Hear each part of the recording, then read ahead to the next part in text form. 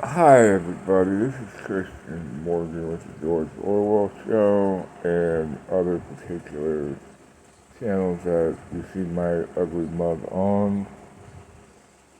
I come to you today to ask a question of my followers, or subscribers, whatever the heck you want to call us, this thing.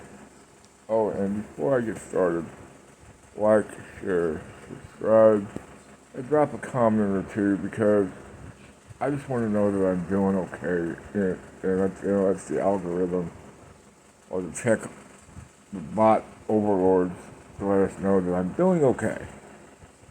Now, with that being stated, I am very scared for the future, but not in the way you would think. It seems like we're right on track for things to start happening that would make people like you and me shudder. The thought that things are going to happen faster and faster with no end in sight. Meaning, very bluntly, we are barreling down the road towards 2030. And if you know what I mean by 2030, I've read the UN report and stuff like that. That particular 2030 deal will set the stage for what's to come by 2050, 2060, 2070, etc.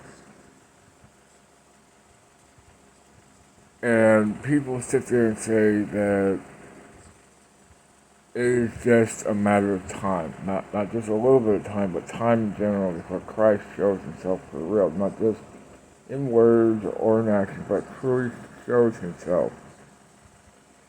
And there's always an anti versus the real deal, and I'm just being very blunt when I say this. We are at a crossroads as we continue down this road, and where it goes from there, I really don't know, and I just want to be along for the ride. Because, yeah, I voted for Donald Trump, and people look at me like, why? On the liberal end or the somewhat moderate end of the Democratic Party. Well, I chose to have freedom of thought, freedom of expression. With the upper echelons of the Democratic Party, they want you to conform and say vote a certain way, act a certain way, and be a certain way. Conform. I don't want to conform.